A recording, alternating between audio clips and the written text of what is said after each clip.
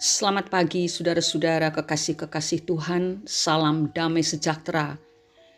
Pagi ini Rabu 12 April 2023, kita mendapatkan kesempatan yang istimewa untuk mengisi kehidupan rohani kita dengan firman Tuhan yang akan membuat kehidupan jasmani kita juga terpelihara senantiasa.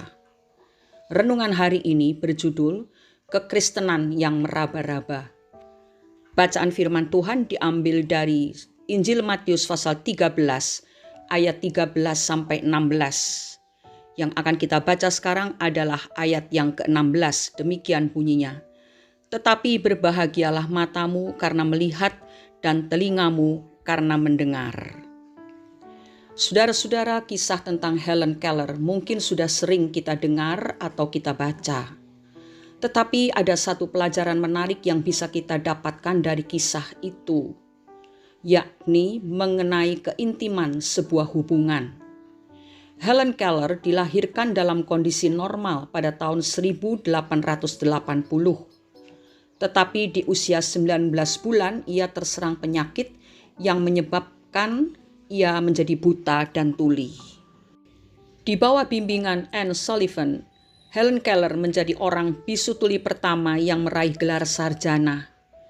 Helen Keller menikmati kebahagiaan kehidupan ini seolah-olah ia memiliki mata yang melihat dan telinga yang mendengar, karena dia memiliki hubungan yang intim dengan pembimbingnya.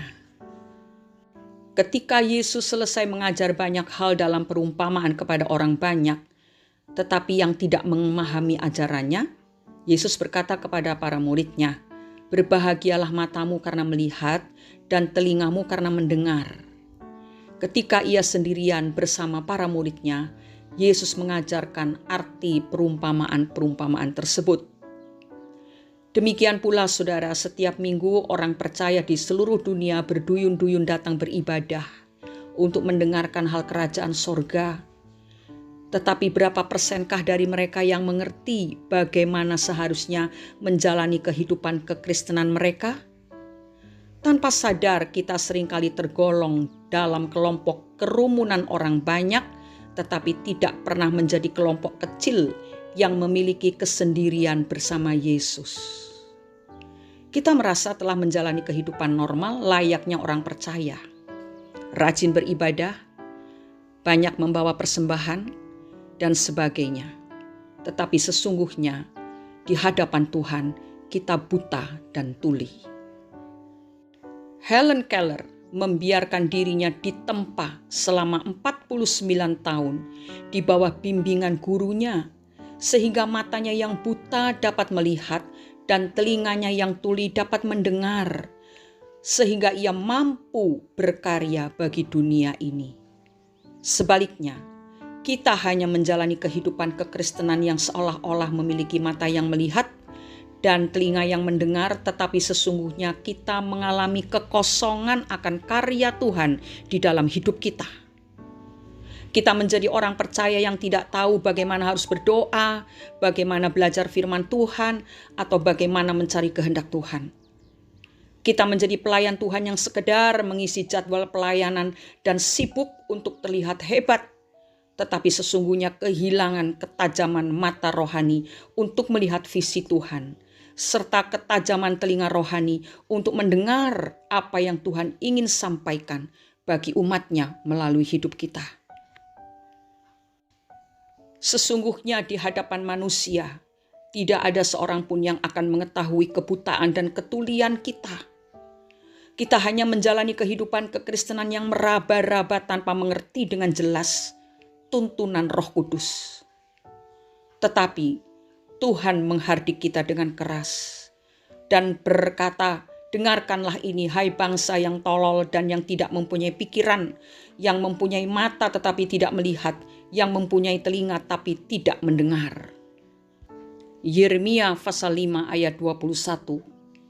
Saudara-saudaraku, marilah kita menyadari akan kebutaan dan ketulian kita di hadapan Tuhan, dan mulailah menjalani kehidupan kekristenan yang Tuhan inginkan dengan bimbingan Roh Kudus.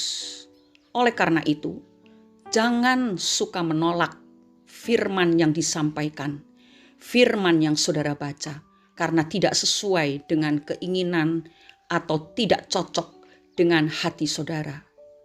Kitalah yang harus mencocokkan diri kita dengan firman Tuhan. Sebab firman Tuhan itulah kehidupan bagi kita. Pagi hari ini ada kesempatan bagi kita untuk berbalik, bertobat, lalu mengikuti segala perintah-perintah Tuhan. Kadang-kadang perintah itu sangat berat dan serasa tidak mungkin bisa kita laksanakan. Tetapi Roh Kudus itu selalu, senantiasa ada menyertai kita untuk memberikan kekuatan supaya kita bisa melakukan segala perintah Tuhan walaupun sakit buat diri kita sendiri. Satu hal yang harus kita cari, kita kejar adalah perkenanan Tuhan atas hidup kita. Mari kita berdoa. Bapa di dalam surga, pagi hari ini kami bersyukur karena Engkau memberikan kepada kami kesempatan untuk mendengar firman-Mu, untuk datang bertelut di kaki-Mu. Di tengah-tengah dunia yang sudah semakin jahat dan menakutkan, kacau penuh dengan dosa di mana-mana. Kami membawa diri kami mendekat kepadamu ya Bapa. Ajari kami untuk bisa benar-benar mengerti dan memahami firman-Mu. Supaya hidup kami ini berkenan di hadapan Tuhan. Supaya hidup kami ini menjadi berkat buat sesama kami. Bapa, kami menyadari bahwa di zaman yang seperti ini tidak bisa lagi kami hidup sebagai seorang Kristen, seorang percaya yang hidup seadanya. Kami harus membina hubungan yang semakin intim dengan Tuhan. Itulah sebabnya kami perlu kekuatan, perlu dorongan yang dikerjakan oleh Roh Kudus dalam diri kami. Perlu kuasa firman yang mengubah hidup kami, pikiran kami. Perlu darah Yesus yang menyucikan segenap kehidupan kami. Inilah kami Bapa, jamahlah kami satu demi satu, siapapun kami, bagaimanapun keadaan kami. Kami percaya Tuhan tetap mengasihi kami. Bekerjalah dalam hidup kami ya Bapa. Kami bersyukur di dalam nama Tuhan Yesus Kristus. Amin. Bergaul erat dengan Tuhan akan membuat mata dan telinga rohani kita menjadi tajam untuk memahami kehendak Tuhan. Selamat beraktivitas walaupun kita masih di dunia, tetapi tidak terpengaruh oleh dunia ini. Tuhan Yesus memberkati kita semua. Haleluya. Amin.